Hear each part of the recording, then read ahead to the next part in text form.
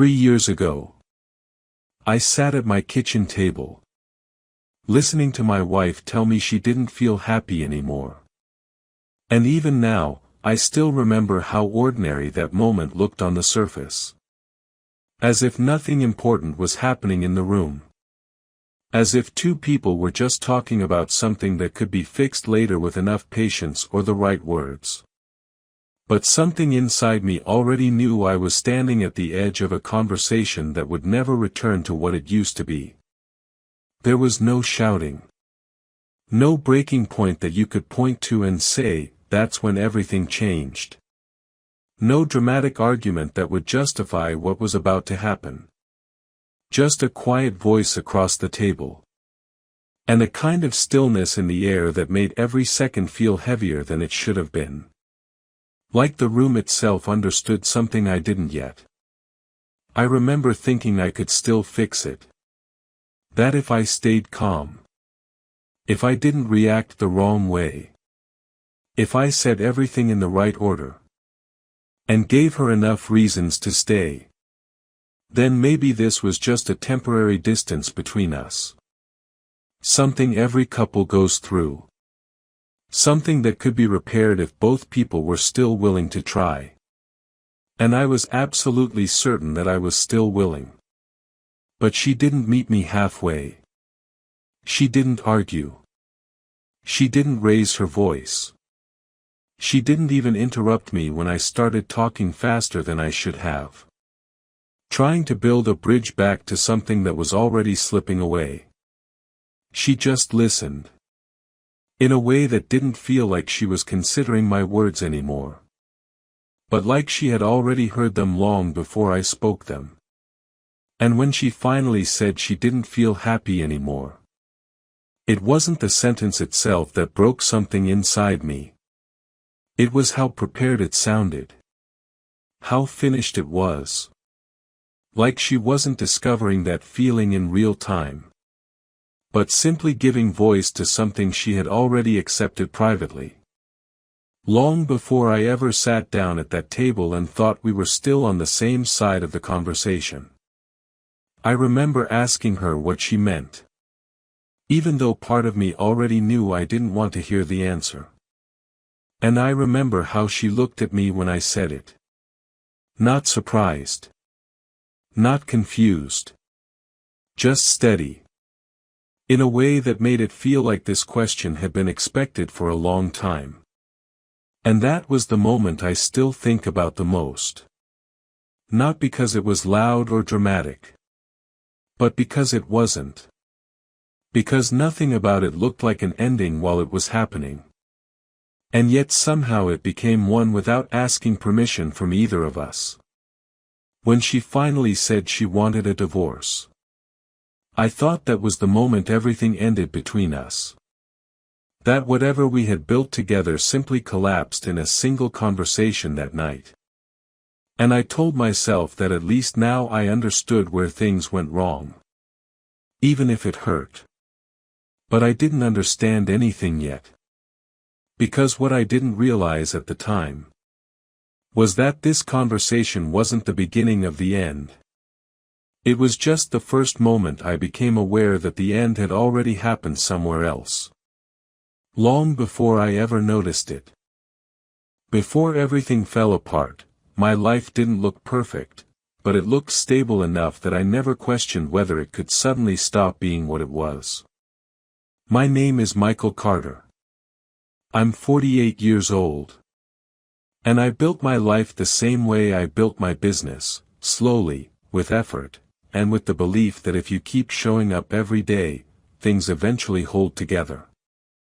I owned a small construction company, nothing big or flashy, just steady work, steady income, and enough responsibility to keep my mind occupied from morning until night.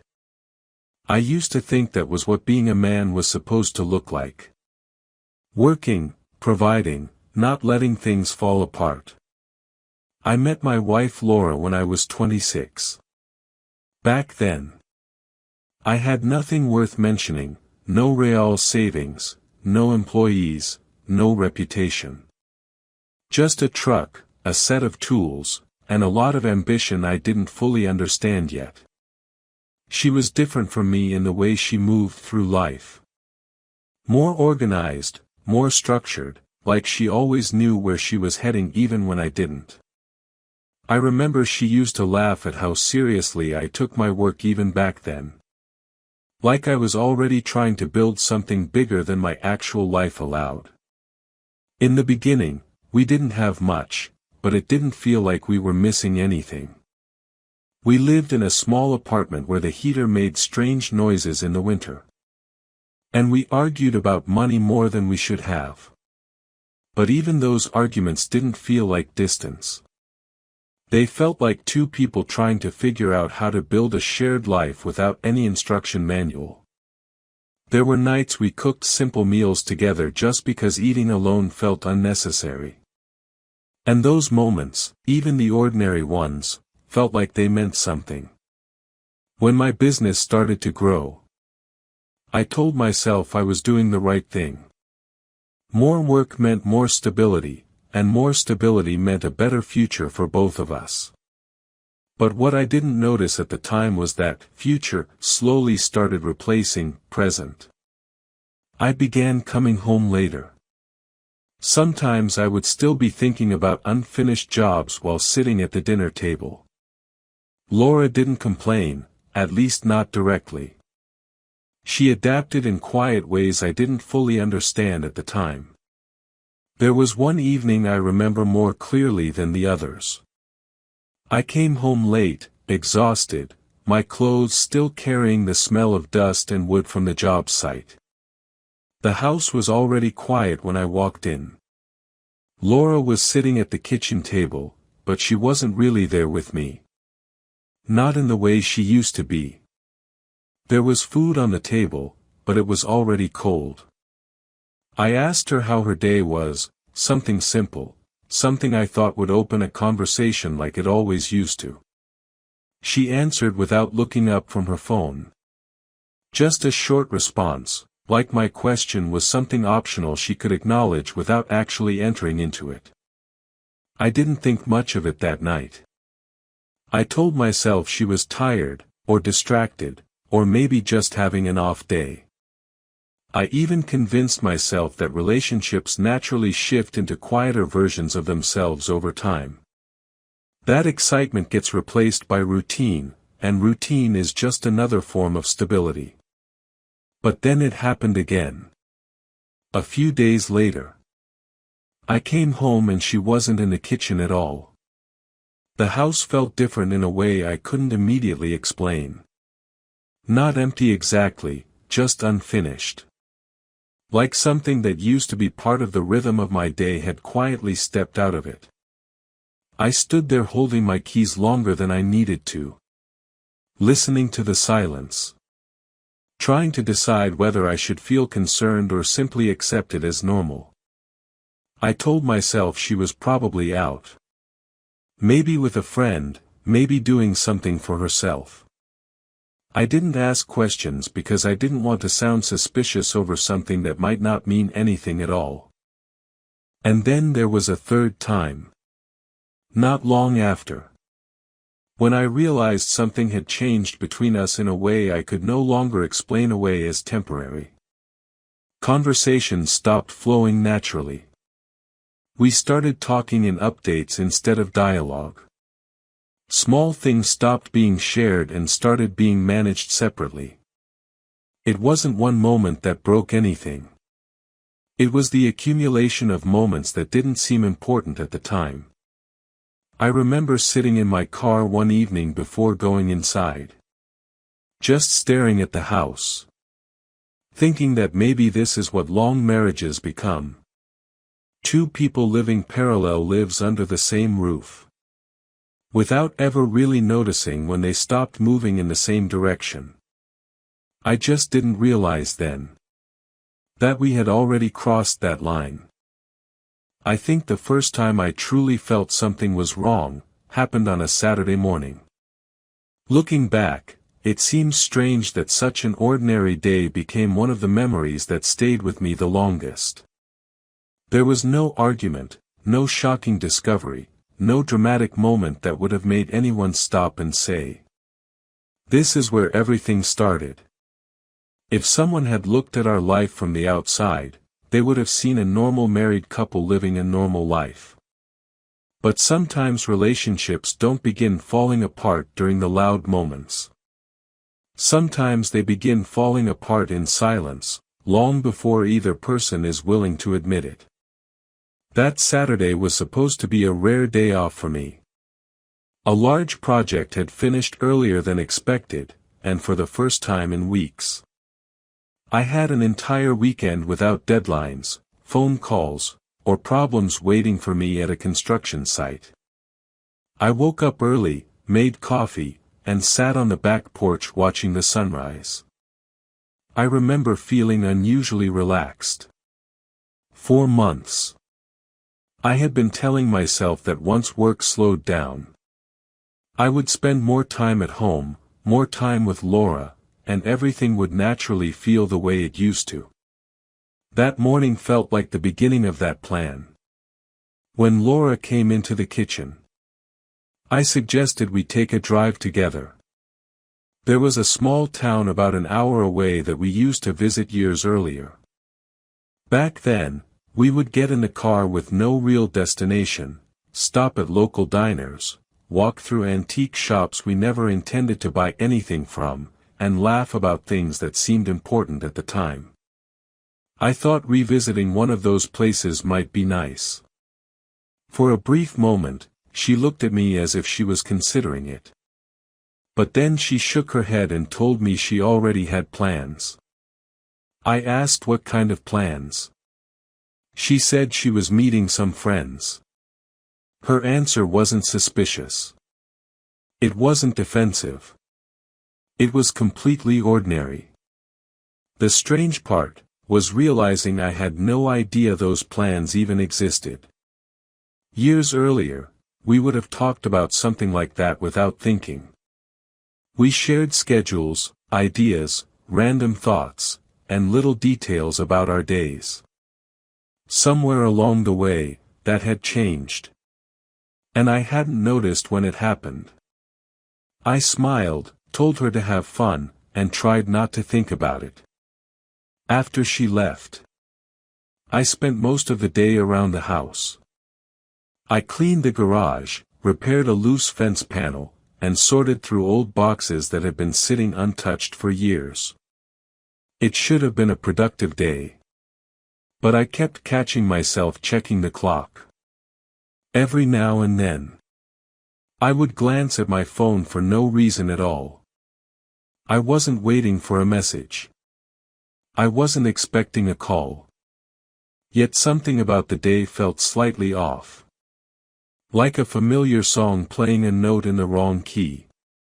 As evening approached, that feeling didn't go away. The house felt unusually quiet. I made dinner for myself, and ate alone at the kitchen table. The silence wasn't dramatic. But it felt different. A few years earlier, I probably would have enjoyed the peace. Instead, I found myself listening for the sound of a car pulling into the driveway. I looked at the clock again. Then again. Then one more time. Every time I did, I felt a little foolish. When Laura finally came home, she seemed happier than she had in weeks. There was an energy about her that I hadn't seen for a long time. I remember feeling relieved, just to see her smiling. "Did you have fun?" I asked. "Yeah, it was nice," she said. That was all. No story about where they went. No funny moment from the day. No details. The conversation ended almost as soon as it began. At the time, I told myself I was overthinking things. Not every outing needs a full report. Not every conversation has to be meaningful. But a small part of me couldn't ignore how different it felt from the woman I had spent most of my life with. Over the next several months, moments like that became more common. None of them seemed important on their own. In fact, if I described any single one to another person, they would probably tell me I was imagining problems that didn't exist. The issue wasn't one event. It was the pattern. Laura became more distant in subtle ways that were difficult to explain. She spent more time on her phone. She seemed distracted during conversations. Sometimes I would tell a story from work, and realize halfway through that she wasn't really listening. Other times, she would smile at a message on her screen, and immediately lock the phone when I walked into the room. She wasn't acting like someone with a secret. She was acting like someone whose attention was slowly moving somewhere else. One evening, we were sitting together in the living room watching television, when her phone lit up on the coffee table. I wasn't trying to see the screen. It just happened to be in front of me. Before I could even register what I was looking at, Laura reached over, picked up the phone, and turned it face down. The movement lasted less than a second. It was probably automatic. She may not have even realized she had done it. But I noticed. More importantly, I noticed that she noticed me noticing it. Neither of us said anything. The television continued playing in the background, while we both pretended nothing had happened. I remember staring at the screen, without paying attention to a single word. A question had entered my mind. And once it appeared, it refused to leave. It wasn't who had sent the message. It wasn't what the message said. The question was much simpler than that. Why hide it? Doubt has a strange way of growing. It rarely arrives all at once. Instead, it settles quietly into your thoughts, and begins attaching itself to ordinary moments. A delayed response suddenly feels meaningful. A distracted glance becomes suspicious. A small change in routine starts looking like evidence of something larger. I hated that feeling. And because I hated it, I kept finding reasons to dismiss it. Eventually, I decided to ask her the question I had been avoiding. It happened after dinner, on an otherwise ordinary weeknight. We were cleaning the kitchen together, when I looked at her and said something that should have been easy for a husband to ask his wife. "Are we okay?" She stopped what she was doing, and looked at me. The expression on her face wasn't surprise. If anything, it felt like she had expected the question for a long time. "Of course we are," she said. I wanted to believe her. God knows. I wanted to believe her. But there was something about the speed of her answer that bothered me. It felt prepared. Like she had already practiced it in her head before I ever spoke. I stood there for a moment, thinking about all the questions I could ask next, all the concerns I had been carrying around for months. Then I nodded, and let the conversation end. Looking back, that was probably the moment I chose comfort over truth. I accepted the answer because accepting it was easier than confronting the possibility that my marriage was becoming something I no longer understood.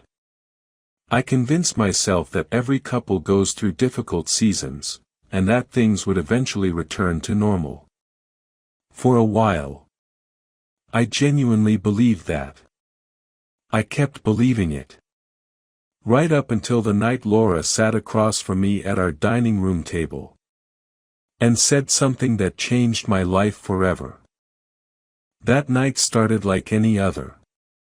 But I remember now that I had already been carrying a strange feeling with me long before Laura ever said a word.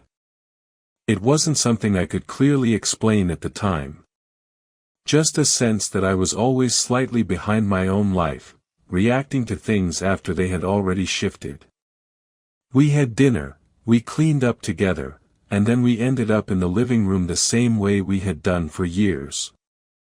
Sitting near each other but not really connecting in any meaningful way. The television filled the silence. And for a brief moment I convinced myself that maybe I had been wrong about everything. That maybe distance was just something I had imagined growing where nothing real had changed. Then Laura said she wanted to talk. I remember how ordinary those words sounded at first.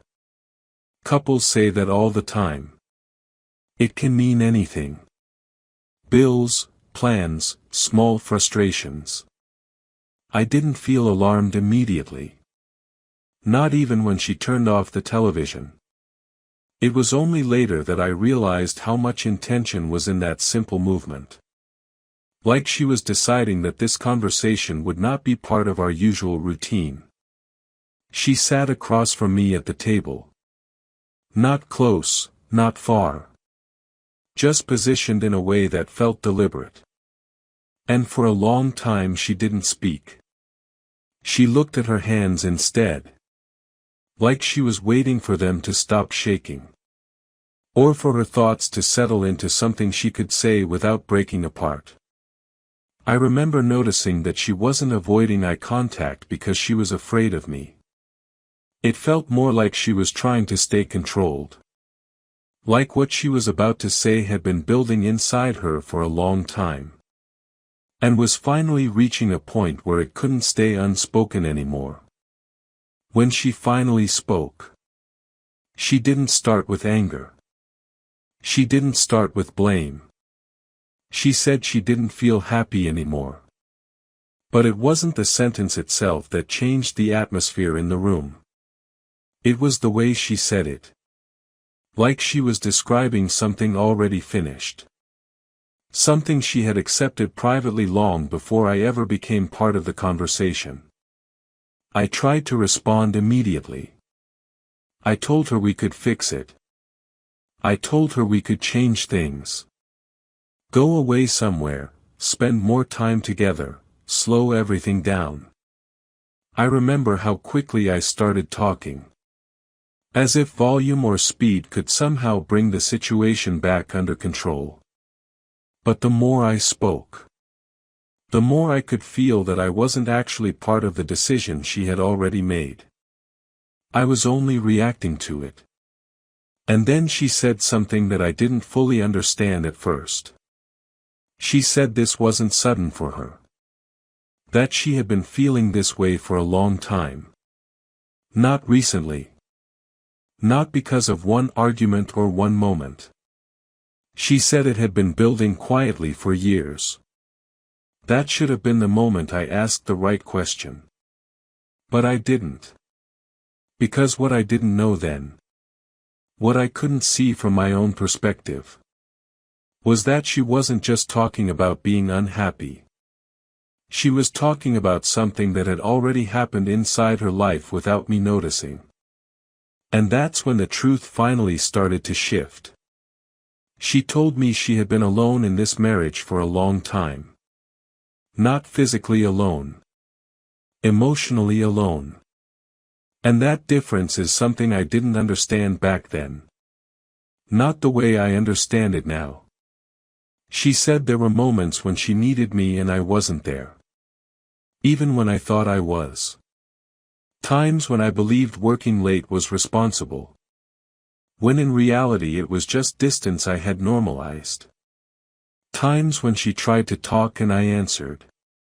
But didn't really listen. Times when she stopped sharing things not because she had nothing to say. But because she stopped believing I was present enough to hear it properly. I remember wanting to interrupt her. To defend myself. To point out all the things I had done right. But I didn't. Because something about the way she was speaking made it clear. This wasn't a debate. It was an explanation of how she had already left internally. Before she ever left physically. And then she finally said it. She had been preparing to leave for months. Maybe longer. Not because she met someone else. Not because something dramatic had happened, but because she had already gone through the process of detaching from me, while still living in the same house. That was the first real twist for me. Even though it didn't feel like a twist at the time.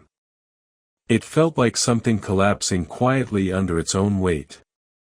But what I still didn't realize, sitting there listening to her, was that this explanation wasn't the full story. It was only the part she was willing to tell me. And the real reason she left was still missing. She was quiet for a long time after saying she had been preparing to leave for months. I remember sitting there waiting for something more. For a clearer explanation that would finally make everything fall into place. But instead she just looked down at her hands.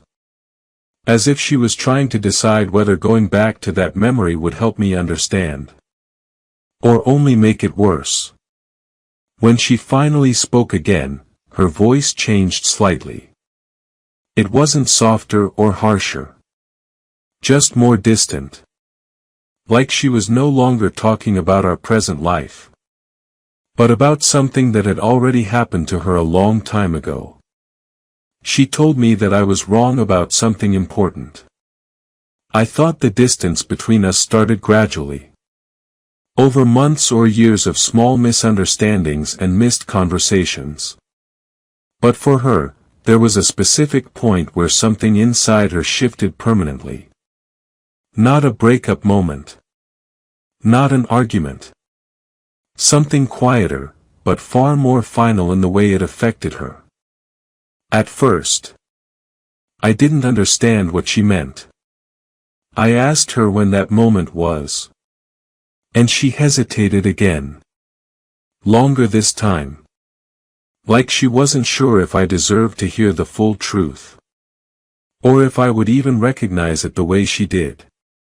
Then she said there was one night that changed everything for her. Even though for me it was just another night I barely remembered. It was over a year earlier. A period when work had completely taken over my life. I was in the middle of a major project that kept collapsing in different ways. One problem after another. Each one requiring more time, more attention, more energy than I had planned to give. I remember thinking at the time that I was doing the right thing. That I was sacrificing temporary comfort for long-term stability. That what I was building would eventually make everything easier for both of us. Laura said she didn't disagree with that back then. She understood I was under pressure. She didn't expect me to be home early or relaxed. What she needed that night wasn't time or attention in a general sense. It was something specific. Something she had been holding inside for days. Maybe even weeks. Because she didn't want to add more weight to what I was already carrying. She told me she had been feeling overwhelmed in a way she didn't fully express at the time. Not dramatic. Not visible from the outside. Just a quiet internal struggle she was trying to manage on her own. And that night, she finally decided she couldn't keep it to herself anymore. She made a simple decision. When I came home, she was going to tell me everything she had been holding back. But I didn't come home when I said I would. It wasn't unusual at the time. At least not to me. I was working late more often than not. And in my mind it always had a justification attached to it. A delay at the site. A problem that needed immediate attention. A client who couldn't wait until tomorrow. I told myself that responsibility looked like sacrifice. And sacrifice sometimes meant missing a dinner. Or coming home after the day had already ended. But she said that night felt different to her. She was already waiting. Not just physically. But emotionally prepared. She had rehearsed in her mind how she was going to start the conversation. How she was going to explain what she was feeling, without making it sound like a complaint or an accusation. She didn't want to fight. She didn't want to blame me for anything. She just wanted to be heard. Hours passed. She said she kept checking the time. Not because she was angry, but because every passing hour made it harder for her to hold on to what she had prepared to say. The more time went by, the more her certainty started to dissolve into hesitation. At some point she tried calling me, but I didn't pick up. I don't even remember seeing the call at the time. That was the level of distance I was operating in without realizing it. When I finally came home that night, it was late. Much later than I had planned. I was exhausted. Mentally still inside the problems I had left behind at work. She said she heard me come in. But she didn't approach immediately.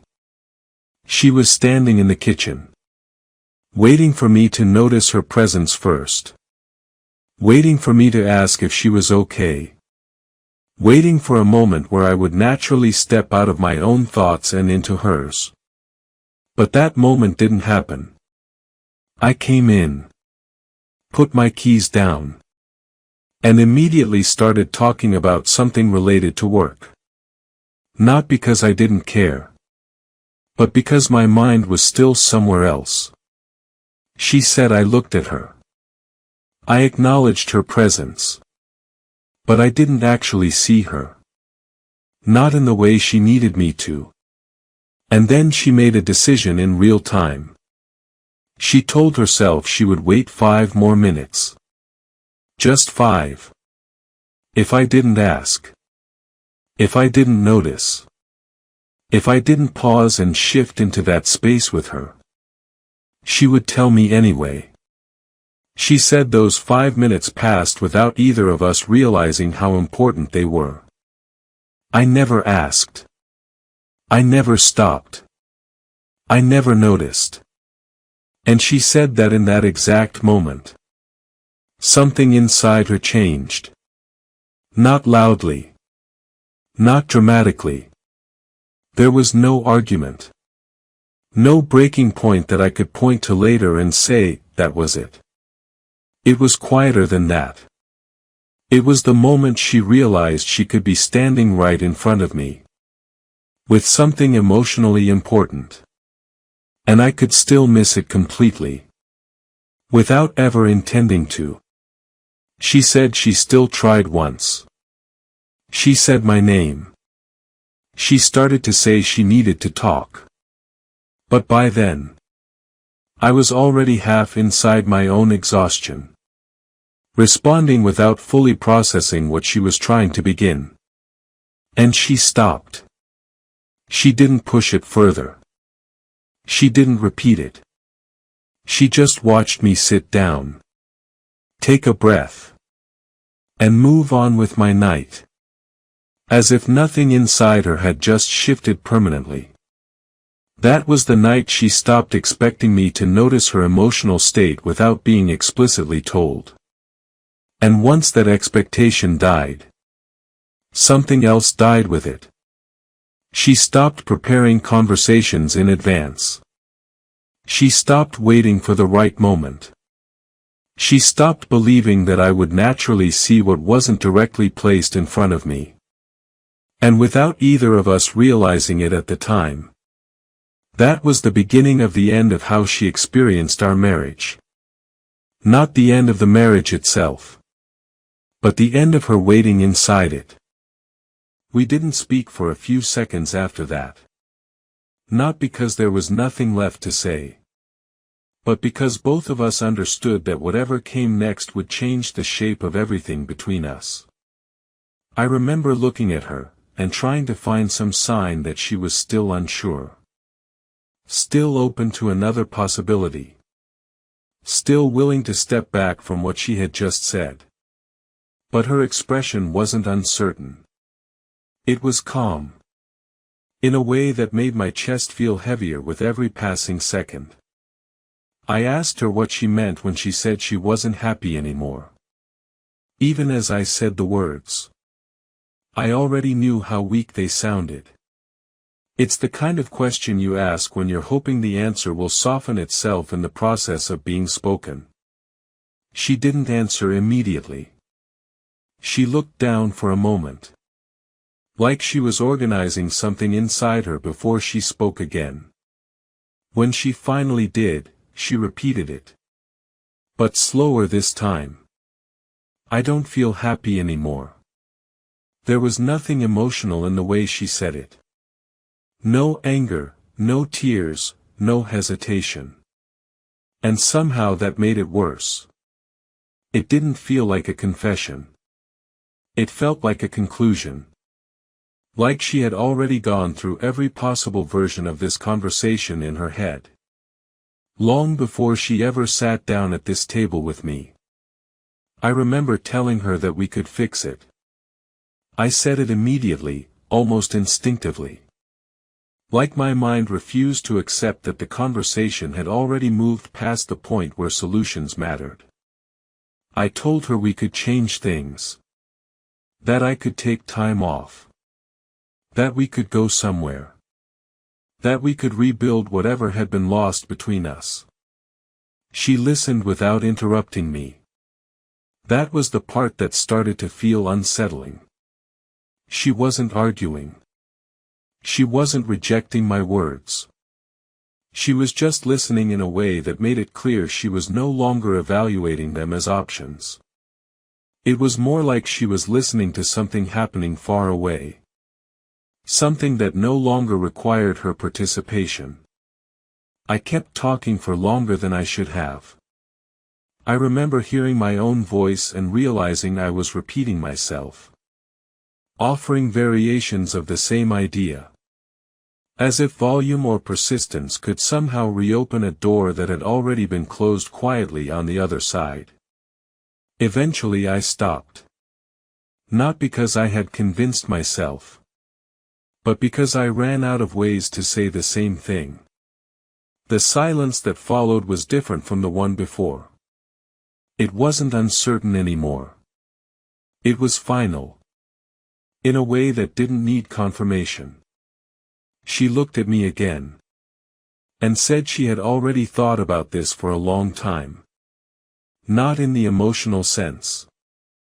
Not in the moment of this conversation. But in the days and weeks leading up to it. She said she didn't arrive at this table to decide. She arrived already decided. Only needing to say it out loud. That was when I felt it more clearly. Not shock exactly. But something closer to realization. The understanding that I wasn't participating in a decision anymore. I was only witnessing it being spoken. I asked her if there was someone else. I don't know why I asked that specifically. Maybe because it was easier for my mind to attach a visible reason to something that otherwise felt too abstract to hold on to. She shook her head almost immediately. No, she said. It's not about that. And I remember that answer not making things better. If anything, it made it more difficult to process. Because it removed the kind of explanation I could have understood faster. There was no simple external reason to point to. No clear moment of betrayal. Just time. Distance. And something that had slowly stopped working without either of us fully noticing when it began. I tried again. I told her again that we could still fix it. But this time my voice sounded different. Less confident. More tired. Like I was starting to hear myself from the outside. And realizing how little control I actually had over the situation. She stood up slowly at some point during the conversation. Not dramatically. Not in anger. Just a quiet physical movement that felt heavier than it should have been. She said she didn't want to fight. She didn't want to turn this into something painful between us. She just wanted honesty. And then she said it again. Softer this time. But more definitive. I want a divorce. That was the moment the conversation stopped being a discussion. And became a reality. I remember sitting there after she said it. Not immediately responding. Because there was nothing left that felt appropriate to say. The air in the room didn't feel different in a dramatic way. It just felt like something had been removed. And wasn't coming back. And even then, I still didn't fully understand what had led us there. Not in the way she understood it. Not yet. After she left the room, I didn't move right away. I remember just sitting there, looking at the space she had been sitting in a few moments earlier. As if something about that place might still explain what had just happened. But nothing about it looked different. The table was still the same. The light was still the same. Even the sound of the house felt unchanged. And that was the strangest part. Because inside me everything felt completely shifted. But outside nothing had reacted to it yet. At some point, I realized she wasn't coming back into the room. Not to continue the conversation. Not to soften it. Not to add anything else. That was it. The conversation had ended the moment she said she wanted a divorce. Everything after that was just silence trying to make sense of itself. I stayed there longer than I should have. I kept replaying what she said. Not the emotional parts. But the structure of it. The way she spoke. The pauses between her sentences. The calmness that didn't match what I thought a moment like that was supposed to feel like. I kept thinking there must have been something I missed earlier. Something obvious that I would only notice now that everything had already fallen apart. I went through our conversations in my head. The ordinary ones. The ones that didn't seem important at the time. Small moments where she spoke and I answered without really stopping to think about what she was saying. Times when she seemed quieter. And I assumed she was just tired. Times when I thought being present physically was enough to mean I was present at all. The more I thought about it, the less clear everything became. I stood up eventually and walked through the house. Not because I had a plan. But because staying still felt worse. Every room looked normal. Nothing had been removed yet. Nothing had changed position. It felt like living inside a moment that hadn't fully caught up with reality. I remember stopping in the kitchen for a long time without doing anything. Just standing there. Trying to identify the exact point where things started to break. Not the ending. The beginning of the ending. That one moment where something shifted and I didn't notice it at the time. But the more I tried to find it, the more I realized I couldn't isolate a single point. There wasn't one clear mistake. There wasn't one argument that changed everything. There wasn't even one decision I could point to and say that was where I failed. And that was what made it harder. Because if there had been a moment like that, I could have understood it. I could have placed responsibility somewhere specific. I could have said this happened because of that. But instead, everything felt spread out over time. In a way that refused to organize itself into something simple. I thought about what she said earlier. About being alone in the marriage. About the nights I came home late. About conversations I didn't fully step into. About moments she described that I honestly didn't remember the same way she did. And I started to realize something uncomfortable. From my side, I didn't see neglect. I saw a routine. I saw work. I saw normal life continuing the way it always had. But from her side, those same moments had built into something completely different. I sat down again at the table. Not because I had decided anything, but because my body felt like it had nowhere else to go. The house was quiet in a way that felt unfamiliar. Even though nothing about it had actually changed. It was the same silence that had always existed here. But now it felt heavier. Like it had meaning attached to it that I had never noticed before. I kept thinking she would come back out at some point. Even if just to clarify something or take something she forgot. Part of me was still expecting the conversation to continue in some form. As if endings like this were supposed to come with additional steps. But time kept passing. And nothing changed. Eventually I understood that she had already left emotionally long before she left the room physically. I was only catching up to it after the fact. And even then, even with all of that reflection, I still couldn't find a single clear answer that made everything make sense in a satisfying way.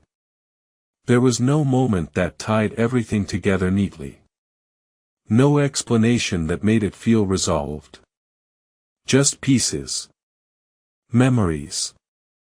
And a growing awareness that something important had ended without ever announcing exactly when it began. And that was the part one couldn't stop thinking about. Because if there was no clear beginning, then maybe I had been losing her long before I ever realized I had started trying to hold on.